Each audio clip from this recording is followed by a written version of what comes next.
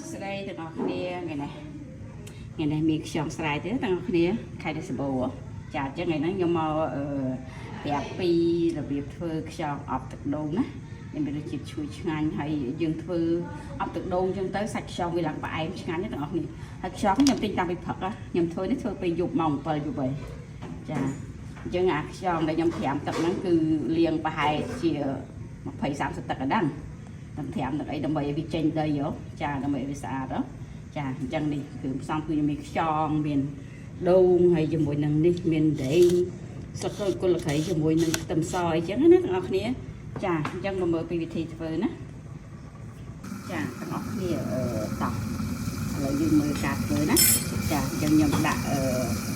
ដែងគុលក្រៃស្លឹកក្រូចចូលក្នុងហ្នឹងចាដាក់ដែងគុលក្រៃចូលទៅខ្ទឹមសអីហ្នឹងចាខ្ញុំដាក់ទៅហើយបន្តមកទៀតខ្ញុំចាប់ដើមដាក់ខ្យងទៅនេះនេះប្រើ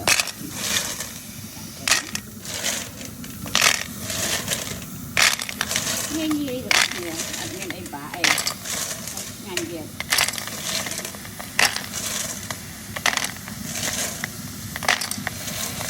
ចង់នេះខ្ញុំប្រើ1 គីឡូចាបន្តទៅទៀតខ្ញុំចាប់ផ្ដើមដាក់ស្លឹកគ្រៃស្លឹកក្រូចពីលើបន្ថែមទៀតចឹងណាចាហើយខ្ញុំដាក់នេះហើយចាខ្ញុំចាប់ផ្ដើមដាក់នៅដូងចូលចាខ្ញុំចាក់ដូងចូល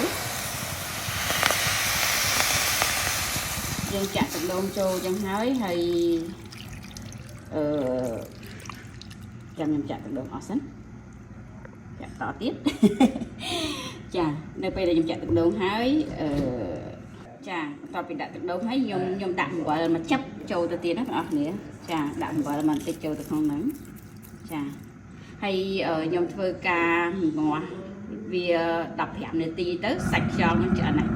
ចាហើយយើងអាចយកវាមកញ៉ាំជាមួយនឹងទឹកប្រហុកក៏បានទឹកអំបិលម្លិចអីក៏បានដែរចាទាំងអស់គ្នាចឹងវិធីក្នុងការធ្វើខ្យងអប់ងាយខ្យងអប់ទឹកដូងទាំងអស់គ្នាចាសាក់ធ្វើញ៉ាំឆ្ងាញ់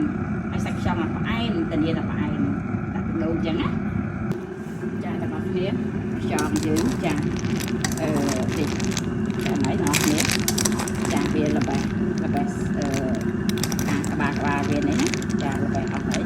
ចាចឹងវាដូចជាអត់ដល់15 នាទីដែរខ្ញុំទឹកមើលឡើងមិនវាដល់15 នាទីដែរឥឡូវចាណៃចាខ្យងអប់ទឹកដូងឈ្ងុយឆ្ងាញ់អរគុណអាចសាក់ទៅញ៉ាំណាបងប្អូនអរគុណនេះខ្យងចំហុយទឹកដូងហ្នឹងទាំងអស់គ្នាគេញ៉ាំបែបហ្នឹងបានឆ្ងាញ់ចា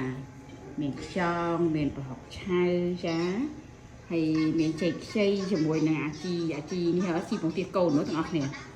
ចាដាក់ទៅត្រូវខ្នួចគ្នាណាចាប្រហុកឆៅជាមួយនឹងអាចេកខ្ចីហ្នឹងជាមួយខ្យងហ្នឹងទាំងអស់គ្នាជាតិហ្មង